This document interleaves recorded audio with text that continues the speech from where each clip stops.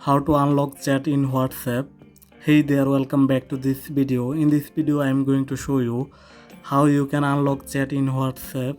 So before get started, if you new here, please consider to subscribe my channel.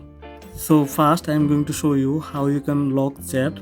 So first tap on the user and then on the top right corner click on three dot icon, and then on the middle here you will see lock chat. Just click on that and then click on continue.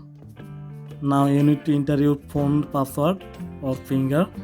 So I have locked a chat, so you will see locked chat. Just click on that and then if enter your password or finger.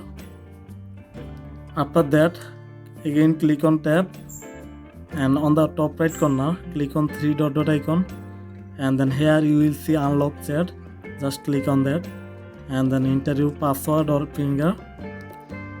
Now it's unlocked, and there you go, and that's how you can unlock chat in WhatsApp. Hope that this video helped you out. If you found this helpful, please consider to subscribe my channel. Thanks for watching.